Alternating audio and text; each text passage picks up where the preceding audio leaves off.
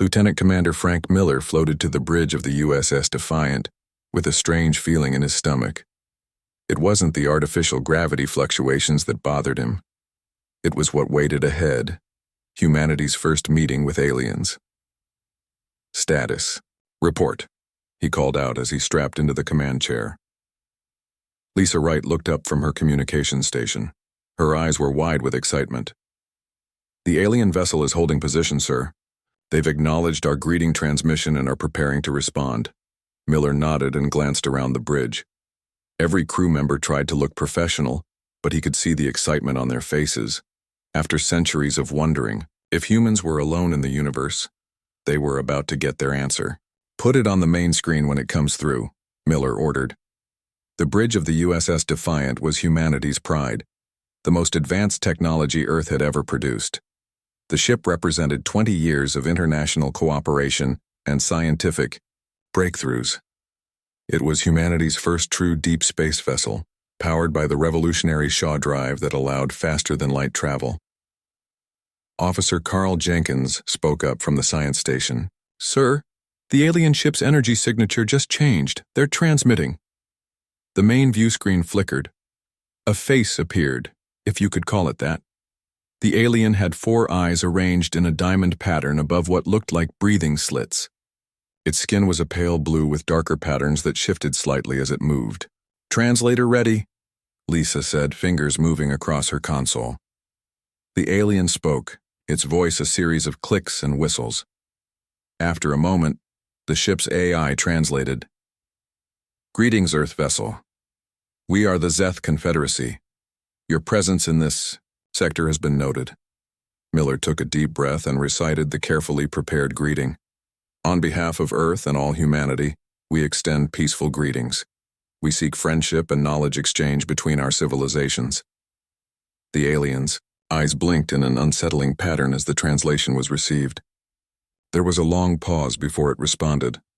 Your claim to sovereign rights in Zeth space is rejected. Withdraw immediately. Miller frowned. Something was wrong.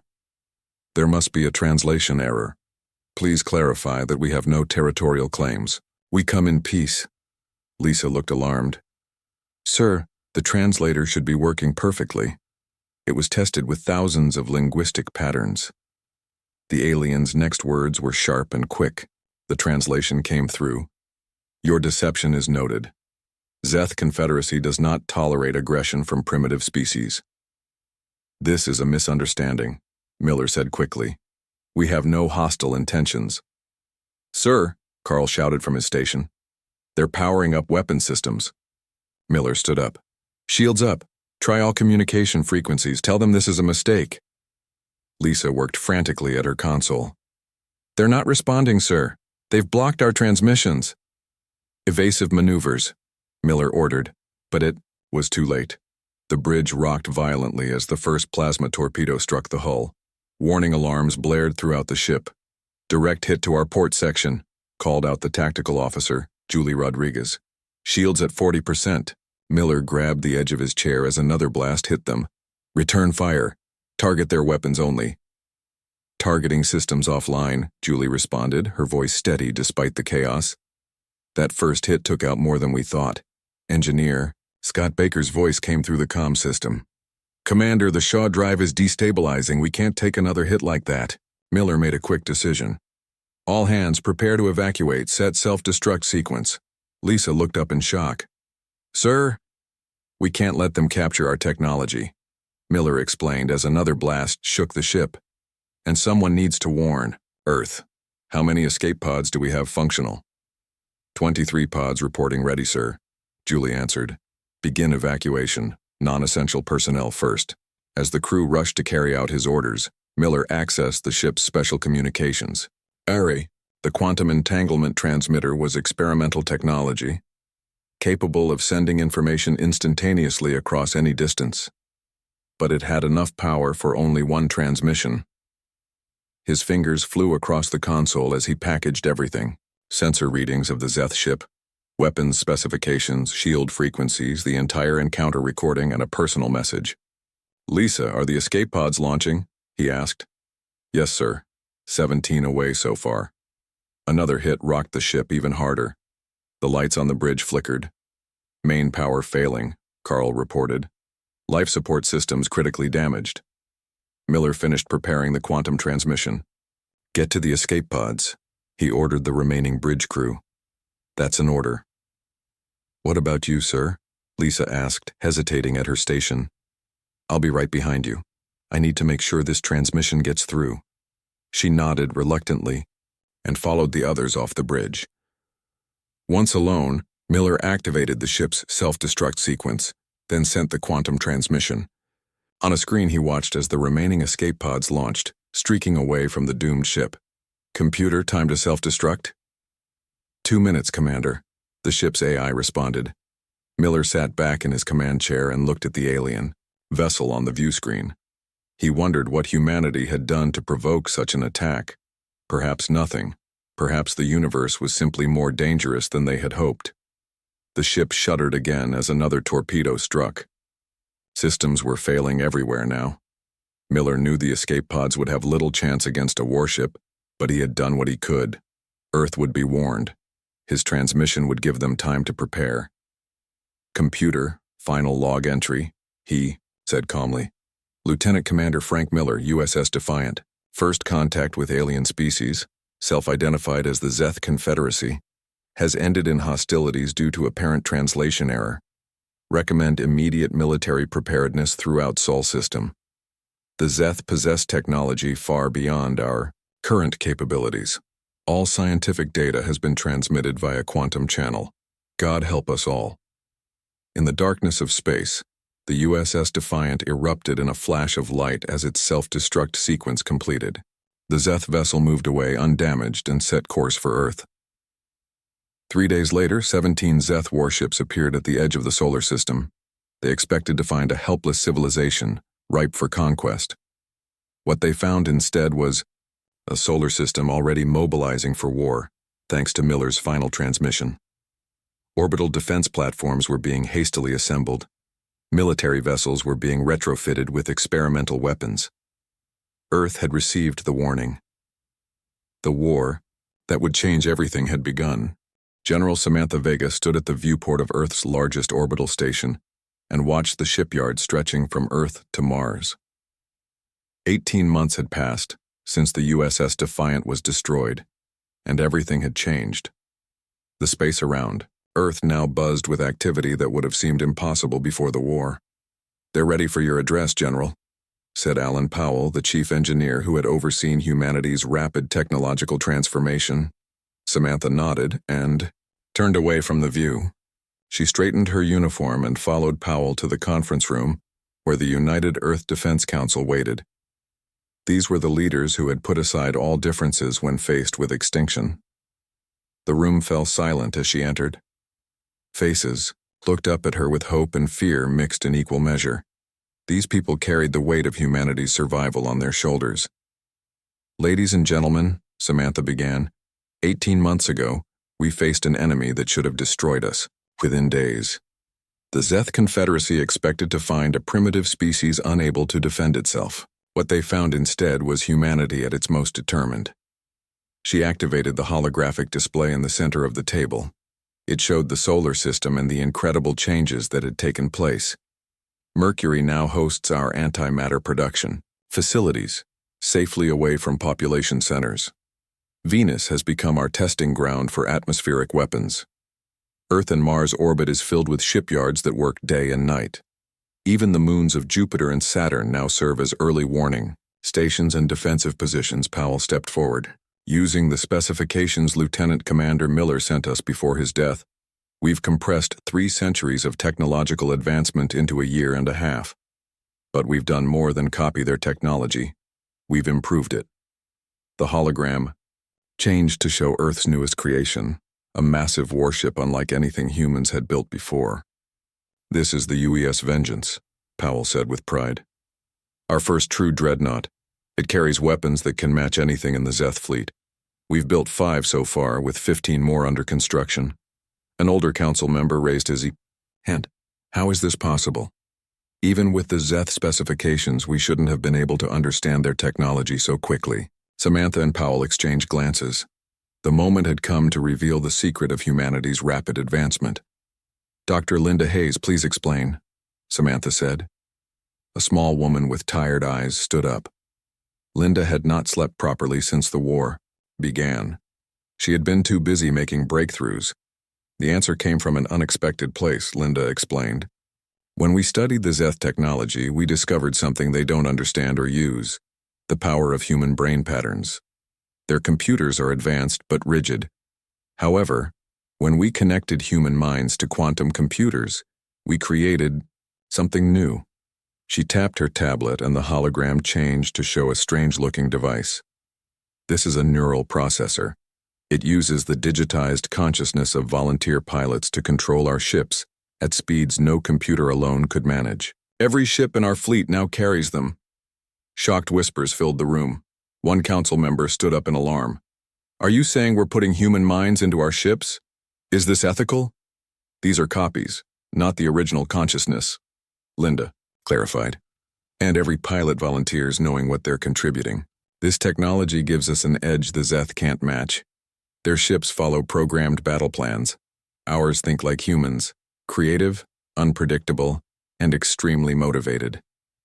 The council room fell silent again as the implications sank in. Humanity had not just adapted to fight this war, it had transformed itself. Samantha took control of the meeting again. "Our scouts report that a second Zeth invasion fleet is approaching, much larger than the first. They will reach Saturn's orbit in 3 days." Fear flickered across many faces, but Samantha smiled confidently. "This time, we're ready for them. Admiral John Rivera will command our fleet from the UES Vengeance. The defense of Saturn will be humanity's first real test against the Zeth Confederacy." 3 days later, Admiral Rivera stood on the bridge of the UES Vengeance as the largest collection of human warships ever assembled moved into position around Saturn. The gas giant's rings provided perfect cover for their smaller vessels, while the larger ships formed a battle line near Titan. "Zeth fleet detected entering the system," reported his sensor officer, Megan Clark. 27 warships, including 3 dreadnoughts. Rivera nodded calmly. "Are all ships neural linked?" "Yes, Admiral. All captains report successful neural interface connections." Rivera touched the neural link on his own temple. Immediately, his mind expanded to include the awareness of his ship. He could feel the vengeance as if it were part of his body. He could sense the other ships in the fleet, all controlled by captains similarly connected to their vessels. "This is Admiral Rivera to all ships. We've trained for this moment. The Zeth believe they face the same primitive species they attacked 18 months ago. Let's show them how wrong they are." The Zeth fleet entered Saturn's orbit with confidence. Their first invasion had been stopped by desperate measures and makeshift defenses. They expected this attack to quickly overwhelm Earth's forces. What they encountered instead was beyond their understanding. The human ships moved in ways that defied standard battle logic. Where Zeth captains followed centuries of established combat procedures, human vessels darted through Saturn's rings in chaotic patterns, emerging to strike and then disappearing again. The neural interfaces allowed human captains to react instantly to threats, coordinating maneuvers that would be impossible through normal communications. The Zeth found themselves surrounded, confused, and slowly picked apart by smaller, faster ships that seemed to anticipate their every move. On the Vengeance, Rivera directed the battle with a calm born of absolute confidence. "Have groups 3 and 4 attack the leftmost dreadnought. Target their propulsion systems." The neural network carried his orders instantly to the captains. No radio signals to intercept, no delay in response. The human ships moved as one organism, swarming the massive Zeth vessel from multiple directions. "Their shields are failing," Megan reported. "They've never seen our new weapons before." The battle lasted less than 6 hours. When it ended, 22 Zeth ships had been destroyed. The remaining 5 retreated, badly damaged. In the 8 centuries of Zeth expansion across the stars, they had never experienced defeat. The species that had conquered a dozen worlds without serious resistance had just been beaten by the primitive beings they had tried to exterminate. As the human fleet regrouped, Admiral Rivera sent a message to Earth. "Saturn is secure. The Zeth fleet has retreated. For the first time since this war began, we have won a decisive victory. On Earth, the news spread rapidly. Celebrations broke out in cities worldwide, but General Samantha Vega did not celebrate. She knew this was just the beginning. The Zeth would return with an even larger force, and humanity would need to be ready. The forge of necessity had transformed humanity. The question now was, what would humanity become by the time this war was over? Captain Diane Foster felt the familiar rush as her ship, the UES Retribution, emerged from faster-than-light travel. Around her, 11 other human warships appeared in perfect formation. They had just dropped into normal space in the middle of the Zeth home fleet. The element of surprise was complete. "Status report," she ordered calmly. Lieutenant Gregory Perez looked up from his tactical station. "All ships present and accounted for. Zeth vessels are only now beginning to react to our presence. They weren't expecting us. 5 years had passed since the first Zeth attack on the USS Defiant. In that time, humanity had gone from defending Earth to taking the fight directly to enemy territory. Today's mission was the boldest yet, a strike at the heart of Zeth, military power. They still don't understand how we're tracking their movements," Perez noted with a slight smile. "And they never will," Foster replied. The quantum entanglement sensors that Earth scientists had developed allowed human ships to detect Zeth fleet movements instantly across vast distances. This technology had changed the nature of space warfare. The bridge of the Retribution was smaller than those of older ships. Most functions were handled through neural interfaces, with only key positions requiring physical crew members. Foster's neural link hummed at the base of her skull, connecting her mind directly to her ship's systems. "All ships, activate neural interfaces and deploy ghost drones," she ordered. Across the 12 human vessels, crew members connected their minds to their ships. The ghost drones, unmanned craft controlled by human thought, launched from each ship. Hundreds of these small, deadly vessels swarmed outward like angry insects. On the main view screen, Foster watched the Zeth ships begin to form a defensive pattern. Too late. The ghost drones were already among them, targeting engines and weapon systems with perfect coordination. "The Zeth Admiral is broadcasting," Perez reported. "They're demanding our surrender." Foster laughed.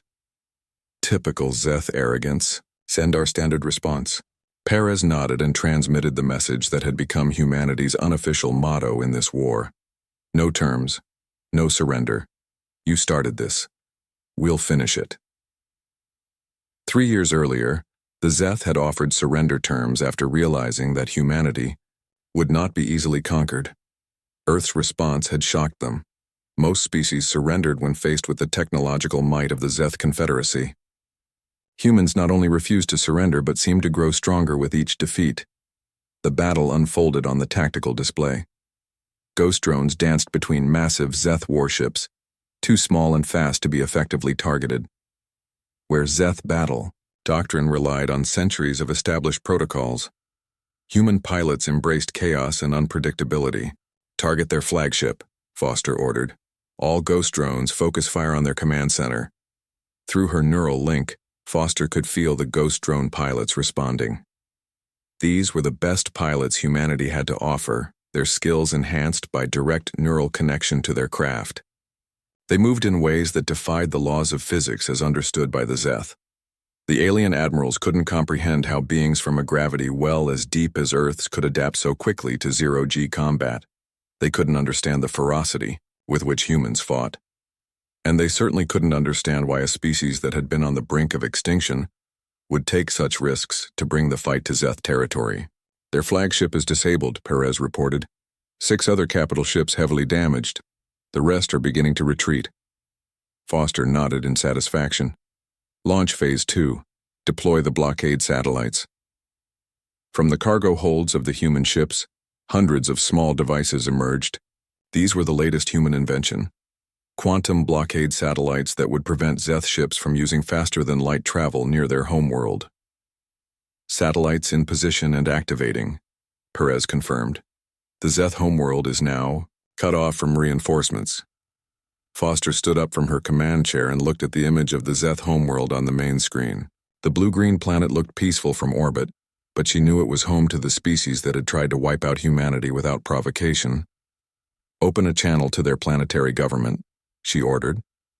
A moment later, the face of a Zeth official appeared on screen. The alien's 4 eyes blinked rapidly in what humans had learned was a sign of extreme stress. "This is Captain Diane Foster of the United Earth Space Force," she began. "Your military fleet has been neutralized, and your planet is now under blockade. No ships will enter or leave this system without our permission." The Zeth official spoke, their translated voice sounding artificial through the ship's speakers. "This action violates all galactic conventions. The Zeth Confederacy is a founding member of the Galactic Council. You have no authority here." Foster's expression hardened. "Where was the Galactic Council when you attacked Earth without provocation? Where were these conventions when your forces tried to exterminate my species? You lost the right to appeal to galactic law the day you destroyed the USS Defiant." The Zeth had no response to this. They had never expected their easy prey to not only survive, but to bring war back to their doorstep. "These are our terms," Foster continued. "Complete and unconditional surrender of all Zeth military forces. Handover of all technology and research related to weapons development. Reparations for the attack on Earth to be determined by the United Earth government." "This is impossible," the Zeth official protested. "The Confederacy has never surrendered in its 1,000-year history." Foster smiled coldly. "Then you're about to make history. You have 24 hours to agree to our terms.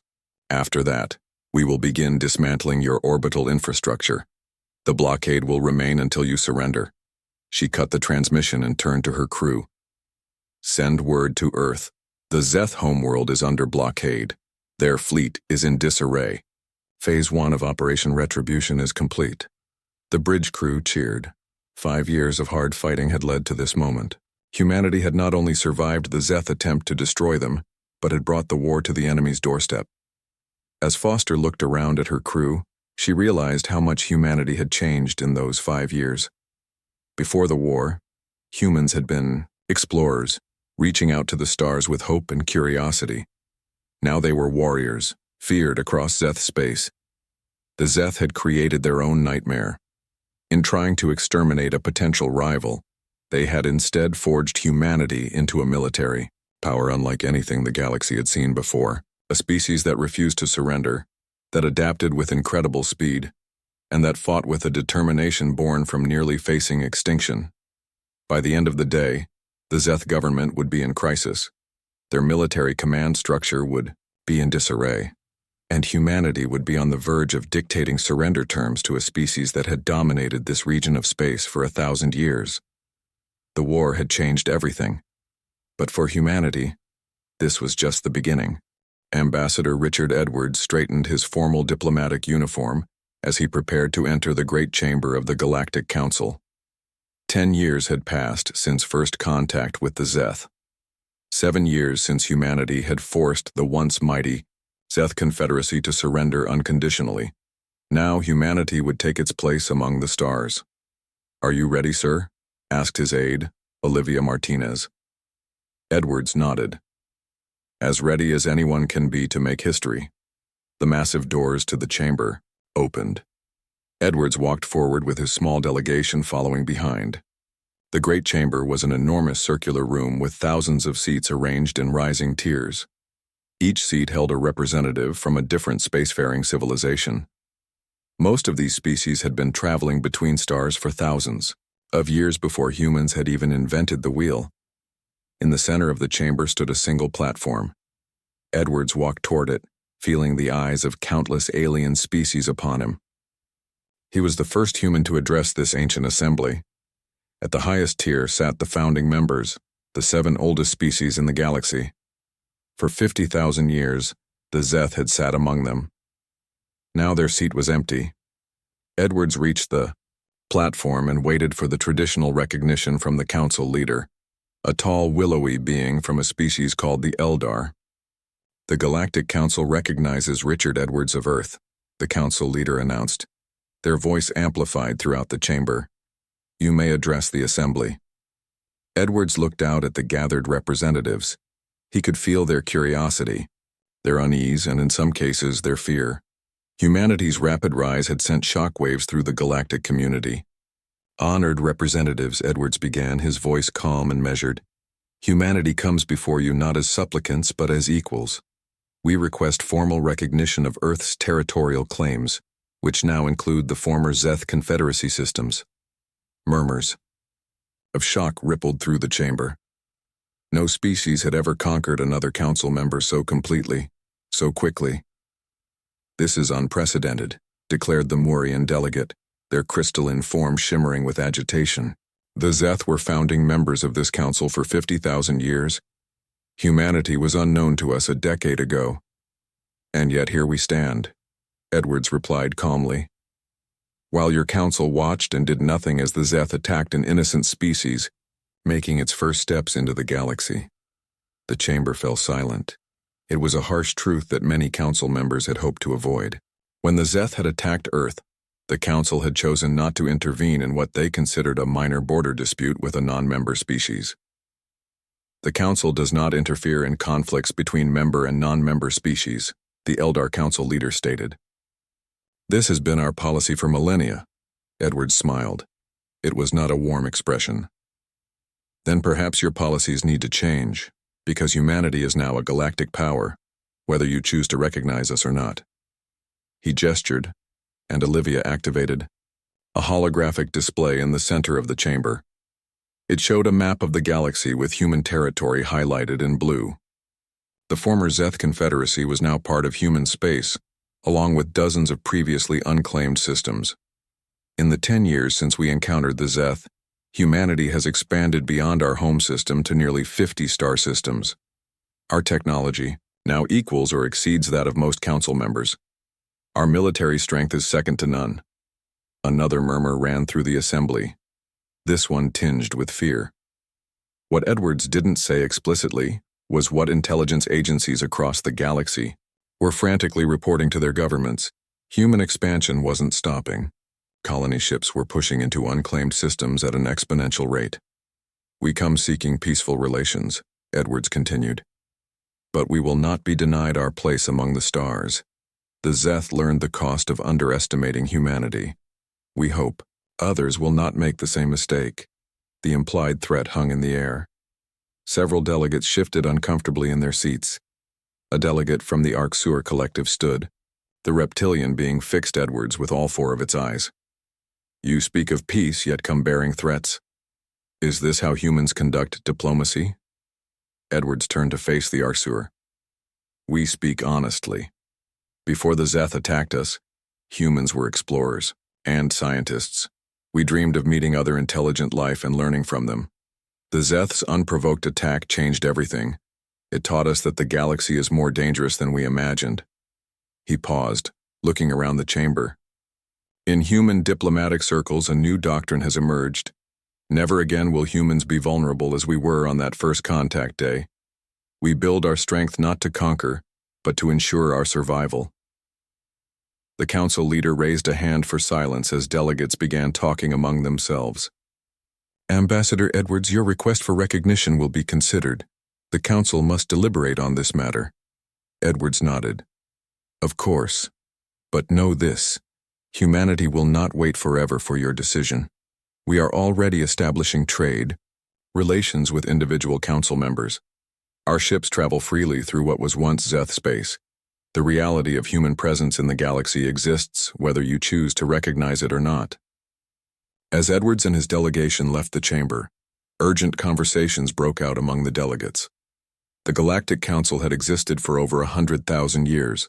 In that time, the balance of power had shifted slowly, with new species rising to prominence over thousands of years. Humanity had upset that balance in less than a decade. Outside the chamber, Olivia checked her communication device. "Sir, we've received word from Earth. The colony ships for the Procyon system have departed on schedule. That will be our 51st star system once established." Edwards nodded in satisfaction.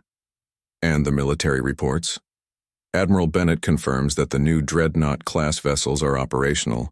The UES Judgment is ready for its maiden voyage." "Good." Edwards looked back at the council chamber doors. "They're afraid of us, you know." "Can you blame them, sir?" Olivia asked quietly. "The speed of our expansion is unprecedented in galactic history. Some species take centuries to settle a new world. We're claiming new systems monthly." Edwards sighed. "Fear can lead to dangerous decisions. That's why this diplomatic recognition is important. We need to show them that humans can be allies as well as enemies." What neither Edwards nor the Galactic Council fully understood was how deeply the war had changed human thinking. In the decades since first contact, human culture had been transformed by the knowledge that hostile aliens existed. The near extinction experience had left deep psychological scars. In schools across Earth and its colonies, children learned that the galaxy was full of potential threats. In research labs, scientists worked tirelessly to ensure humanity maintained its technological edge. In shipyards orbiting dozens of worlds, warships were built alongside colony vessels. As Edwards boarded his ship to return to Earth, he wondered what the Council would decide. Would they recognize humanity and attempt to integrate them into the galactic community? Or would they see humans as a threat to be contained? Either way, humanity would continue its relentless expansion among the stars. The war had changed everything, and there was no going back. Grand Admiral Joan Bennett surveyed the holographic display of human space in her command center orbiting Earth. The territory glowed blue against the black of space, covering nearly a quarter of the galaxy. 30 years had passed since first contact with the Zeth. In that time, humanity had expanded farther and faster than any species in recorded history. "The Hive Collective has mobilized along our eastern frontier," reported Fleet Intelligence Officer Paul Martinez. "And the Axioni Republic is requesting an emergency summit." Bennett nodded thoughtfully. After decades of uneasy peace, the galaxy was finally beginning to organize against what they saw as the human threat. It had taken them too long. "Deploy the Lazarus Protocol," she ordered. Martinez looked up in surprise. "Admiral, that's meant as a last resort." "It's time," Bennett said firmly. "We've monitored their communications. The Galactic Council has formed a coalition against us. Better to activate our defenses now than wait until they attack." Martinez nodded and entered the command codes. Throughout human territory, dormant systems activated. Neural networks that had been quietly gathering data on every encountered species began processing combat simulations. The special projects that had been developed in secret over the past 3 decades, dimensional phasing, synthetic consciousness weapons, and the terrifying planet killer they called Prometheus, were moved from theoretical to operational status. Bennett walked to the viewport and looked out at Earth. The once blue planet now sparkled with orbital habitats and shipyards. Humanity had long outgrown its birthplace, spreading to hundreds of worlds. But Earth remained their spiritual home, the symbol of what they had nearly lost 30 years ago. "We spent all these years preparing for a war we hoped would never come," she said quietly. "Do you think it will come to that?" Martinez asked. "I do. The older species fear us.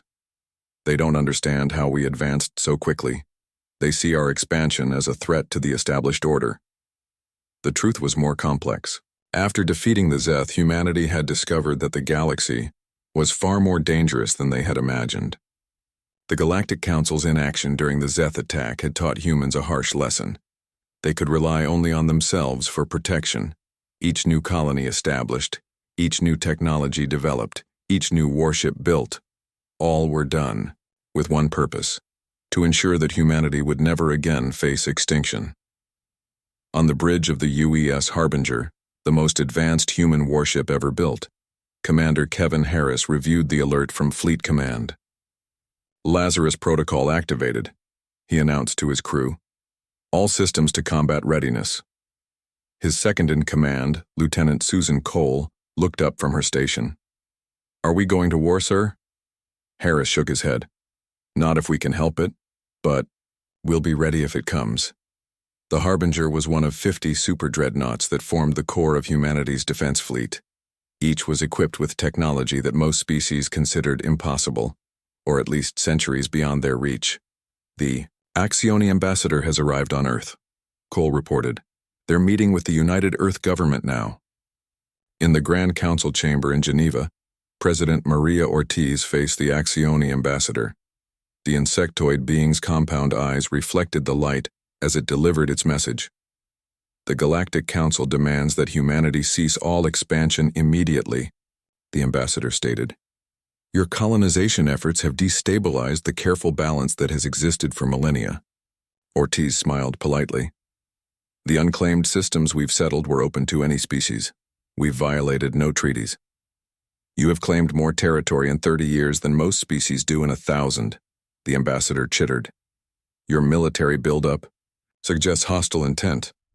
Our military exists for defense only, Ortiz countered. We learned the hard way what happens to vulnerable species in this galaxy. The ambassador's antennae twitched with agitation. The Council has formed a coalition of concerned species. If humanity does not halt its expansion, we will be forced to take action. Is that a threat, Ambassador? Ortiz asked, her voice still calm but with a hint of steel beneath. It is reality, the ambassador replied. The coalition fleet currently assembles at the edge of your territory, nearly 2,000 ships from 27 species. Ortiz nodded slowly. And what do you hope to achieve with this show of force? Compliance. The galaxy requires balance. Humanity must accept its proper place. I see. Ortiz touched a communication panel on her desk. Admiral Bennett, are you monitoring this conversation? I am, Madam President, Bennett's voice replied. Please show the ambassador our response to their coalition. The holographic display in the council chamber changed to show the space around the assembled alien fleet. Suddenly, hundreds of human ships appeared surrounding the coalition forces. They had been there all along, hidden by technology that made them invisible to standard sensors. The Axioni ambassador stepped back in shock. Impossible. Our scouts detected nothing. Phase-shifting technology, Ortiz explained.